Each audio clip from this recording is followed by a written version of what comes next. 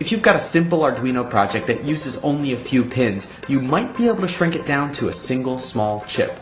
Doing so can save you a lot of money, and it's actually pretty easy. I'll show you how. This technique comes to us from MIT Media Lab's High-Low Tech group, and I like it a lot because you're still using Arduino code to program the chip. Let's take a look at what you need.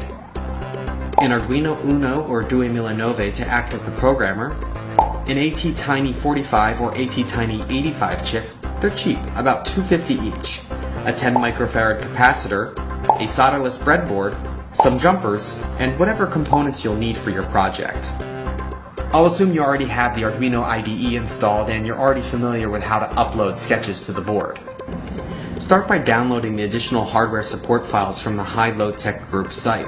Create a folder called Hardware within your Arduino sketchbook folder and drop the folder you downloaded into it. Now open up the Arduino IDE. If you've installed the files correctly, you should see a few new selections available under the board menu. Now let's set up the Arduino to program the chip. First, open the Arduino ISP sketch from the Examples menu and upload that to your Uno or 2.9 board. When you're done, you can close that sketch. Then place the ATtiny chip on the breadboard. The dot indicates the upper left side of the chip and pin number 1. The rest of the pins are numbered around the horn like this. With your Arduino close by, connect Arduino pin 10 to ATtiny pin 1. Connect Arduino pin 11 to pin 5. Arduino pin 12 goes to pin 6, and Arduino pin 13 goes to pin 7. Send power from your Arduino to the rails of your breadboard and connect the chip's pin 4 to ground and pin 8 to 5 volts like this. Just one last step to set up your Arduino as the programmer. Put the 10 microfarad capacitor between the ground and reset pin.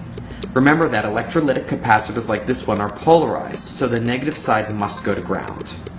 So let's test it out now. Open up the Blink example sketch in the Arduino IDE. This sketch will blink an LED on pin 13. However, there's no pin 13 on this chip, so we'll just have to change it to one of the I/O pins available, 0 through 4. Refer to this diagram to determine which I/O pin is which. Keep in mind they're numbered differently than the package's pin numbers. For this example, I'll blink pin 3.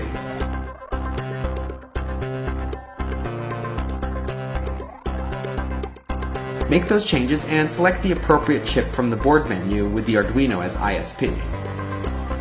Go ahead and upload the sketch. You may see an error that says you have to define page L and BS2 signals, but don't worry about that, it should have worked just fine. To prove it, hook up an LED. If you see it blinking, you know you've done it right. Now you can get rid of all the Arduino connections and power it with just a battery. I used the ATtiny to make a little blinky toy like this one. Another advantage of these small chips is that they use less power than the Arduino, but they also come with a few drawbacks. There's not as much memory for your sketches, and not all Arduino functions will work. You'll just have to try it and see what works for you. So check out the write-up by MIT Media Lab's High-Low Tech group. I'll put a link in the description below. Until next time, so long.